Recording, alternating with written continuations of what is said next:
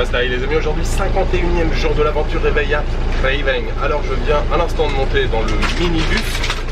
Le départ ça devait être 6h20 exactement. Je suis arrivé, il n'y avait pas de bus.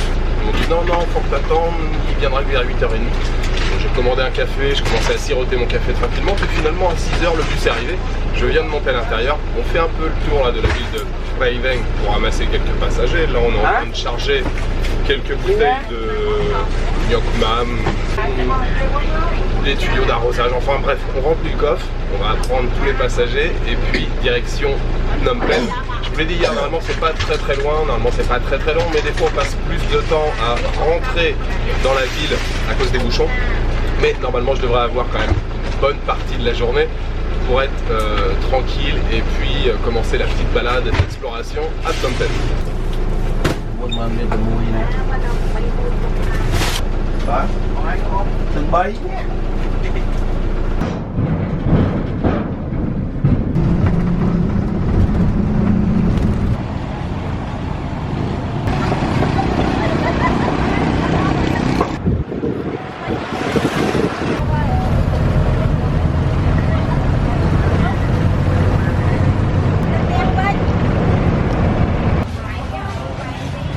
Alors je viens d'arriver à Phnom Penh les amis, on a mis à peu près 3 heures.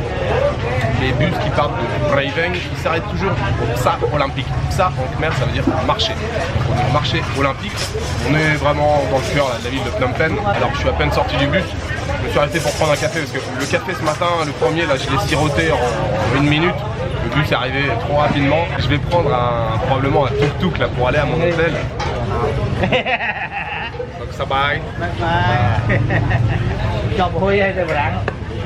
Je vais probablement prendre un tuk-tuk ici. Alors bon, après Raveng il n'y avait que des motos évidemment pour se déplacer, les motos d'op. Mais ici à Phnom Penh on a des tuk-tuk. Dans les plus grosses villes il y a des tuk-tuk. Les tuk-tuk vous savez c'est une moto avec une petite remorque derrière, souvent avec 2 banquettes. Et puis il y a aussi depuis quelques années ici à Phnom Penh, comme en Inde, il y a aussi des rickshaws. Vous savez les triporteurs. J'en ai encore jamais pris de rickshaw ici au Cambodge. Mais là je pense que je vais prendre un tuk-tuk parce que voilà, vous êtes assis confortablement, j'ai pas envie de mettre mon sac sur le dos là sur la moto, même si je suis pas très loin de l'hôtel, je l'ai pas réservé. J'ai réservé les nuits suivantes avec mes parents, mais j'ai pas réservé la première nuit ici. Je vais y aller là sans réservation. J'ai regardé, il y a des chambres de disponibles. Pour l'instant je prends mon temps, je me pose un petit peu, même si le trajet a pas été très long, mais je me suis levé tôt ce matin, donc c'est un réveil un peu difficile.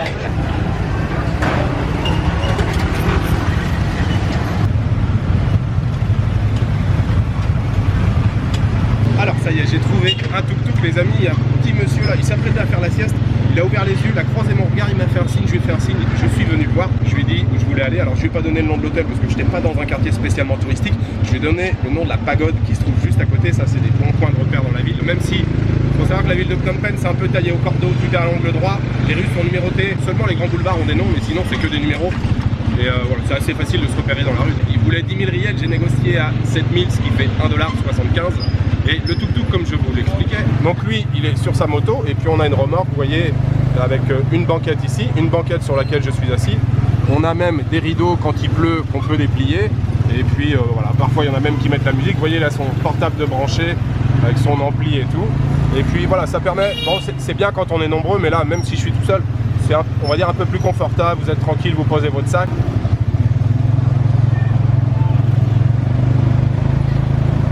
Je viens d'arriver à l'hôtel les amis, je suis à l'Angkor Mitona Hotel. J'ai une chambre qui est toute petite et en plus il n'y a pas de fenêtre. Alors j'ai pas trop eu le choix parce que c'était la dernière chambre. Normalement demain je pourrais changer. Je paye 12 $ et en plus normalement c'était 15. J'ai négocié, je leur ai dit que j'étais déjà venu ici, ce qui est vrai, j'étais déjà venu il y a longtemps. Puis j'ai déjà fait 2-3 mots de khmer, j'ai dit mais si la patronne je la connais et tout, il y a son frère qui était là en bas.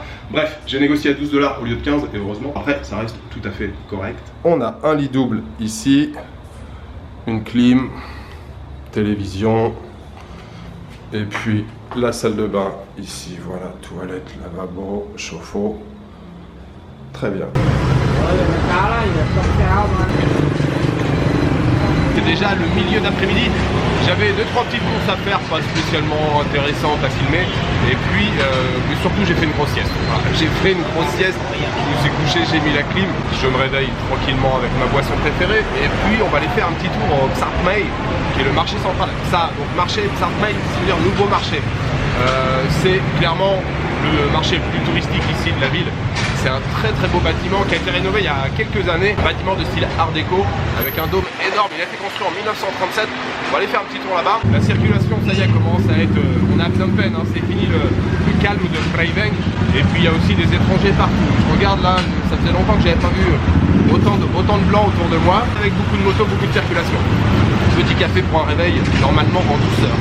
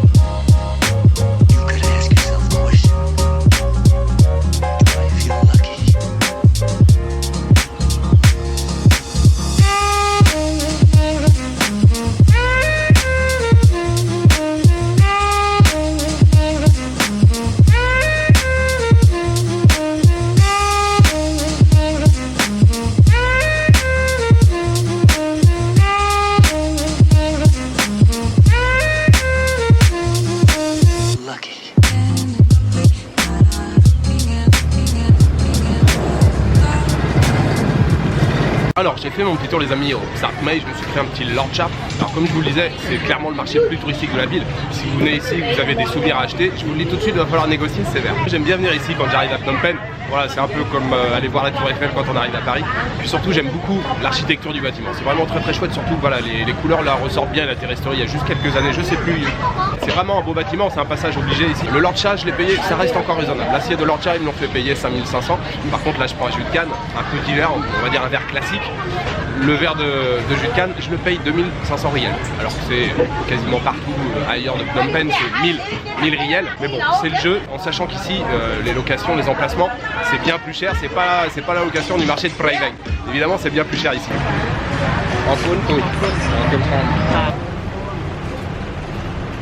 Alors les amis, je reprends déjà la parole, je viens de sortir du marché, il commence à tomber quelques gouttes. Je me suis abrité là, je suis dans une ruelle entre deux bâtiments typiques là, des années 60. C'est des petits endroits à visiter que j'aime bien. Il ne faut pas hésiter à s'enfoncer dans les ruelles pour découvrir un petit peu la vie typique ici à Phnom Penh.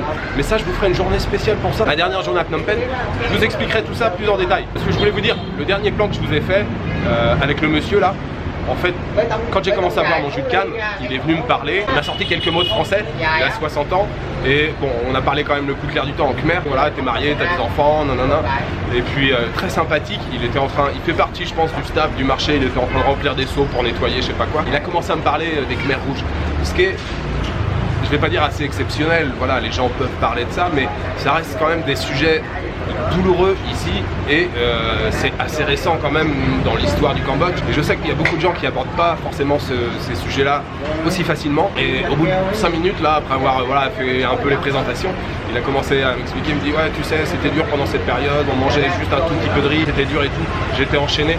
Enfin voilà, on vient d'avoir une conversation qui semble comme ça surréaliste mais c'est la triste vérité. Bon c'est pas la première fois que ça m'arrive, j'ai rencontré pas mal de personnes âgées au Cambodge avec qui j'ai eu la chance de pouvoir parler de ça et on a eu une super conversation, il était gentil. Et donc j'ai pas filmé pendant la conversation mais je me suis dit avant de partir je vais faire un petit plan avec lui et voilà il était souriant comme tout, il était très heureux. Pour la petite histoire, le jus de canne quand j'ai payé finalement me l'a fait payer 1500 alors qu'au départ elle m'annonce 2500. Quand on commence à tchatcher un petit peu finalement les prix peuvent un petit peu changer de temps en temps.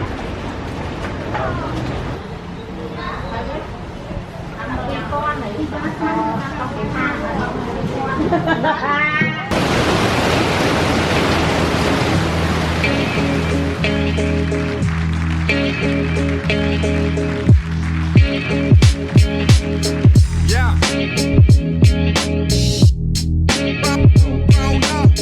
Yeah.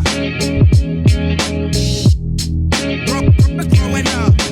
Yeah.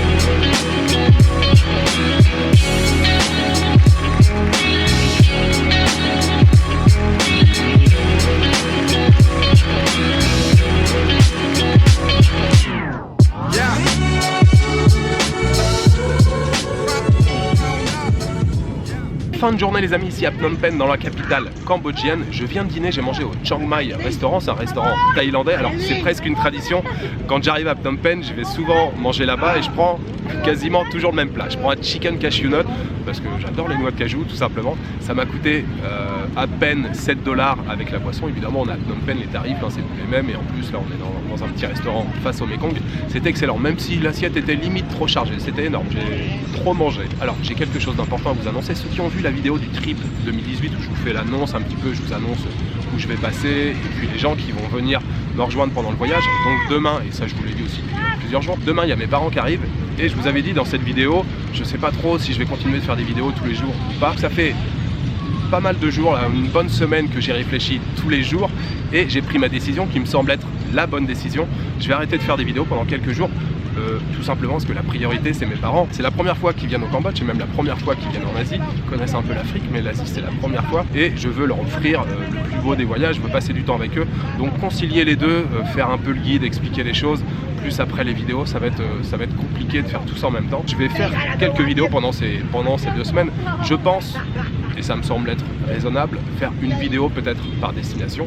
Donc la prochaine je reprendrai probablement à Kampot, la prochaine destination. Et puis Phnom Penh, je vais avoir une journée tout seul, tout à la fin du séjour. Donc là je vous ferai une bonne vidéo sur Phnom Penh où on passera une bonne journée à sillonner à droite à gauche. Voilà, je vous souhaite une bonne soirée, une bonne nuit, une bonne après-midi. Je vous donne rendez-vous dans quelques jours, probablement à Kampot. Ciao, good night.